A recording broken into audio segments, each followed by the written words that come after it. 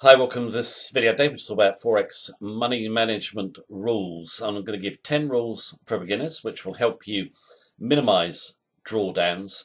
And also, when you get into a drawdown period, recover quickly without getting frustrated or stressed out, which most traders do. They approach drawdowns in the wrong way, put their account too far behind in a critical condition, or even blow their accounts up. Now, in terms of every professional trader knows that sound money management is the key to success. You're not going to get anywhere in Forex trading without a good money management strategy. But beginners just tend to treat money management as kind of an afterthought. They're just too focused on making money, and that leads to their demise. Now, in terms of the 10 rules I'm going to give, they're pretty simple, but they're essential if you want to achieve long-term success in the market. So let's go and take a look at them.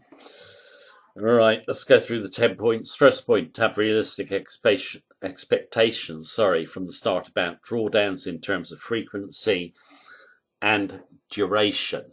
Now, most beginners do not. They'll read a lot of the myths online, make 100 pips profit per day, make a regular monthly income, have a very smooth kind of exponential equity curve to the upside. That's not the reality, okay? If you want the reality, go and look at the great traders' track records. George Soros, for example, Ray Dalio, or Paul Tudor Jones. You'll see a month of drawdown is very, very frequent, and all of those traders, all the great traders, will experience periods of 3 months or more at some point in their trading strategy. That's the reality. The drawdowns don't matter if you're looking longer term. They're there. They're going to come. You just need to deal with them in the right way and focus on the longer term. Too many traders want to judge their track record over a few months. It's a year or more. Now, in terms of if you're prepared for drawdowns, then you're not going to be getting frustrated, angry, or stressed out. You will understand you've just got to minimize the drawdowns, and basically your edge will work longer term and make you profits. Now, in terms of making profits longer term, but also keeping drawdowns to a minimum, what is the optimum exposure in the market you should have? In terms of this, you should go and look at the Kelly formula. It's a mathematical formula, and it gives you statistically the chance of ruin against various exposures, okay, or basically destroying your trading account. You can go and look it up online. But in broad sweep, if you risk more than 10% of your account consistently, your risk of ruin goes up, okay? You can look up the formula, but just in general terms, I would say, good risk exposure is around 5%. That would be our risk exposure. We put it up to 10% if we've got a cushion of profit or we see really good opportunities, but we don't go above 10%, okay? Now, in terms of this, most beginners, what do? They come in and they'll very often risk more than 10% on one trade. You don't want to be doing that, okay? I've seen beginners risk 30% on a trade. It's stupid. You could get lucky, but your luck won't work longer term. Also, all traders think, well, I'll take on a good few trades. I can risk 20% or whatever. If I have a loser or a couple of losers, the other trades will compensate. They'll probably be winners. That is a stupid mistake as well, because if one trade can go wrong, they can all go wrong. Okay? Diversification has been proven not to reduce risk. Okay? So you've got to be sensible. 5 to 10% is plenty exposure to make you really great profits longer term. But you don't want to fall too far behind. That's why you keep the risk exposure realistic. Drawdown levels. What drawdown level should concern you? Just from our perspective, 10% drawdown will be fairly normal. 20% drawdown. If we get close to 20%, we want to cut back. We don't want to be 30% behind, okay? So what we're going to do is when we get near 20%, we will start to cut back size. Most traders don't do this. They increase size or they might keep the same risk exposure. It's not a good idea. It comes to Warren Buffett's quote about the hole. It says when traders face drawdown, they will not cut back and they just dig themselves a bigger hole. They do. Okay, so you cut back size. Now, you've got to keep in mind with drawdowns, the further you go behind, the harder you've got to work to get the drawdown back. So if you fall behind by 50%, which many beginners do almost straight away, how much have you got to make to get back to break even in percentage terms? 100%. Okay, so you want to keep the drawdowns below 20% in our view. You don't want to be 30% more adrift. Now, in terms of the safest trade in FX, most of the time is no trade. So when you hit a period of drawdown, you should know why you're losing money most of the time, because do the market conditions suit your trading style? Okay, if they don't, you're in a period of drawdown, cut back. You should cut back anyway and work off the drawdown slowly. Just be very patient. Just go for trades that really kind of match your strategy in the way that you view the markets. Of course, any trade can go wrong, but there's many traders who trade in market conditions that just simply do not suit the type of strategy that they've got. You should know why you're winning and also why you're losing. We know why we're winning in the market, so why we're losing, because we know our strategy, we know the edge, we've researched it, and we've got confidence in it to prevail longer term. Okay, now in terms of point number 5, when beginners get into drawdown, they fall for what's called sunk cost fallacy a lot of the time. So let's say they're trading a pair, they've lost on the pair maybe once or a few times, they've lost a significant amount of money. They want something out of that pair, so they'll keep focusing on it and trading it. There may be other pairs that are better to trade, but they're focused on getting money back from that trade. Sunk cost fallacy happens in real life, of course. Think about it. Have you ever been to a movie? You get most of the way through it, you're not enjoying it, but you watch it to the end to get your money's worth.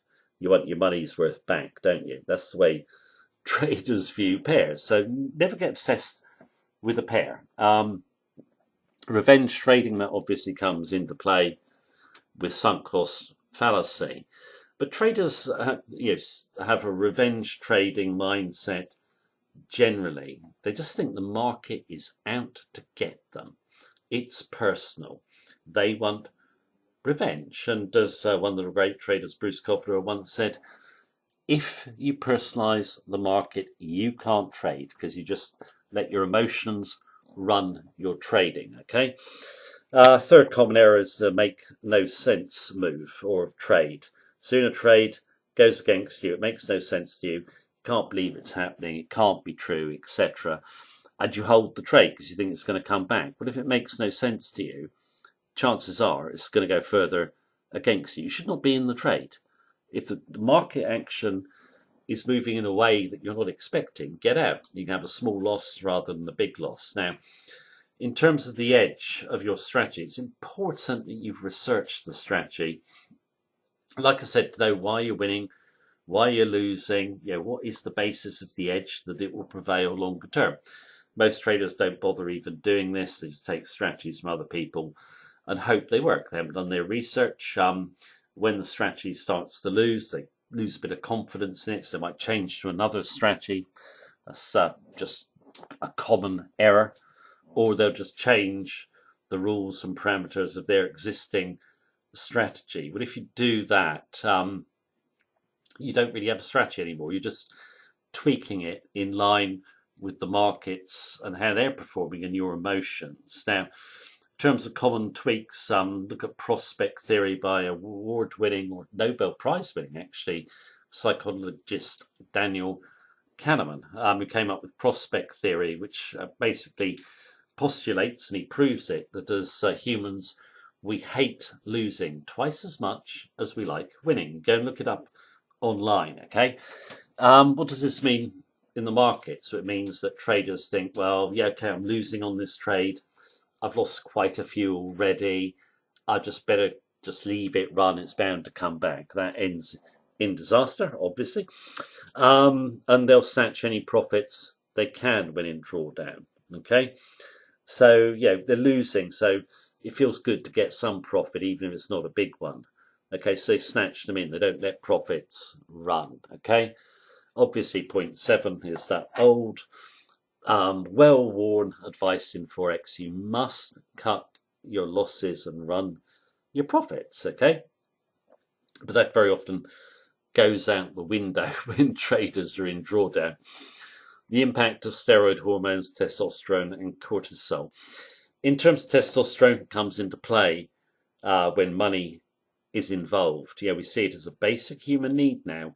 We want it and we will fight for it effectively. Okay, so when traders start to lose money, they fight too hard to get it back, which I've covered earlier on. You feel like you're in confrontation with the market, and testosterone really does have an impact on your mindset, and so does cortisol. When you really start losing, you're getting really angry and frustrated, the cortisol hormone comes into play and you just lose confidence. Now, the way steroid hormones work with the mind, I've covered in other videos, but they are very, very important, okay? And you need to understand them. Cortisol, when you get that elevated stress level for too long, you've got cortisol, you lose confidence, you lose focus, you lose discipline.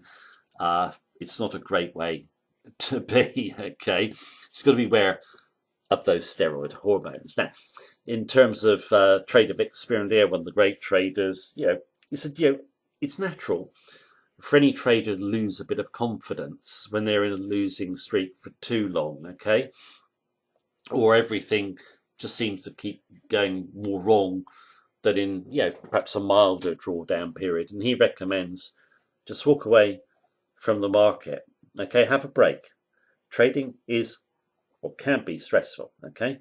So, if you're stressed out, you don't want to be trading. You want to go away from the markets, have a break, a few days, maybe a week or two, whatever, and then come back. A lot of traders won't walk away from the markets because they think as soon as they've done that, the moves are going to go in their favor and they will miss out. I wouldn't worry too much about that because the markets are always going to be there. You might miss opportunities, you might not, but there'll be other opportunities that come along.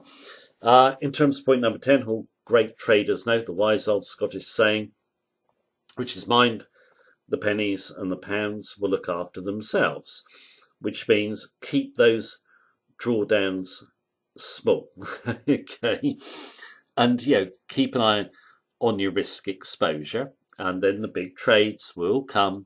Those nice winning periods that will cover all your losses and more to give you a healthy profit. And a great quote in my view comes from hedge fund trader Larry Hite. He says, to win, you've got to be able to bet. You've got to be at the table, but you can't bet if you lose all your chips. I think that's a great quote.